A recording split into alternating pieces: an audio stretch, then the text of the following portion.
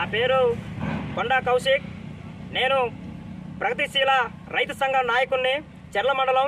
ఈరోజు ఇటీవల కాలంలో భయంకరంగా కురిసినటువంటి వర్షాల కారణంగా భారీ వరదలు రావడంతో రైతులు ఏదైతే గోదావరి ఒడ్డుకు దగ్గర ఉన్నటువంటి మొత్తం ఏదైతే వరి పొలాలు ఏదైతే ఉన్నాయో ఆ వరి పొలాలు మొత్తం కూడా ఈ అకాల వర్షం కారణంగా భయంకరంగా వచ్చినటువంటి వరదల కారణంగా మొత్తం కూడా నాట్లు వేసి 1-2 రౌండ్లు మందు చల్లుకొని పురుగు మందులు చల్లుకున్నటువంటి పరిస్థితిలో ఆనాడు వచ్చినటువంటి వర్షాల కారణంగా వరదలు మొత్తం వచ్చి ఈ ఏదైతే ఈ వరి నారు ఏదైతే ఉందో ఈ వరి మొత్తం కూడా నాటు మొత్తం కూడా ఇలాగా దారుణంగా మొత్తం ముంచేసినటువంటి పరిస్థితిలో మొత్తం సర్వనాశనం అయిపోయినటువంటి పరిస్థితి ఉంది. రైతులు మొత్తం కూడా ఈనాడు చెప్పుకోవాల్సి అనుకుంటే వీళ్ళందరూ ఇక్కడ ఉన్నటువంటి రైతులు మొత్తం ఏం చెప్తా ఉన్నారంటే, మేము అప్పుల పాలయ్యాం, మాకు ఈ పంట పండించే దానికోసం మొత్తం మేము వడ్డీలకి డబ్బులు తెచ్చుకొని మరి ఈ పురుగు మందులు, ఈ నాట్లు, ఈ కూలీలకు మొత్తం డబ్బులు ఇచ్చుకున్నటువంటి పరిస్థితి ఉందని చెప్పి నెత్తి నోరు బాదుకున్నటువంటి పరిస్థితి ఈరోజు ఈ చెర్ల మండలంలో గుంపెనగూడెం గ్రామంలో నెలకొని ఉన్నది. కాబట్టి సంబంధిత అధికారులారా, నేను ఒకటే విషయాన్ని మీ అందరికీ నేను తెలియజేస్తా ఉన్నా.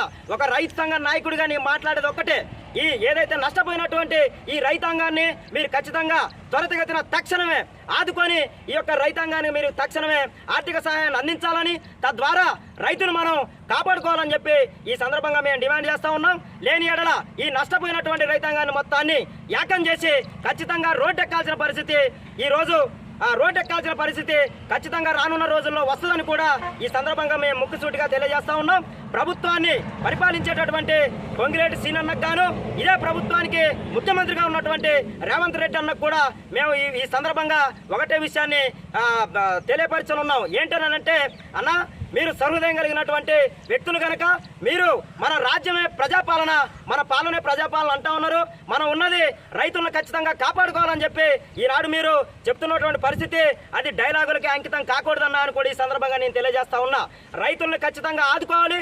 రైతును ఆదుకుంటేనే గ్రామం అయినా, జిల్లా అయినా, రాష్ట్రం అయినా, దేశం అయినా మొత్తం బాగుంటుందని కూడా ఈ సందర్భంగా ఈ ప్రభుత్వానికి నేను తెలియపరుస్తూ ఖచ్చితంగా ఈ యొక్క నష్టపోయిన రైతాంగాన్ని మొత్తం ఆదుకోవాలని చెప్పి మరోసారి గుర్తు చేస్తూ ముగిస్తున్నాను కామ్రేడ్స్.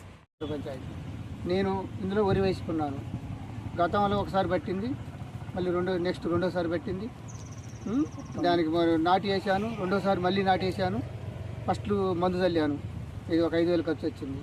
తర్వాత మళ్ళీ మందు వేసాను, మళ్ళీ పురుగు మందు రౌండ్ కొట్టాను. మరి ఏ ప్రభుత్వమైనా నన్ను ఆదుకుంటుందని చెప్పి చెప్పాను. ఏ ప్రభుత్వమైనా నన్ను ఆదుకుంటుందని చెప్పి నాతో పాటు తోటి రైతులకు కూడా న్యాయం చేయాలని కోరుకుంటున్నాను.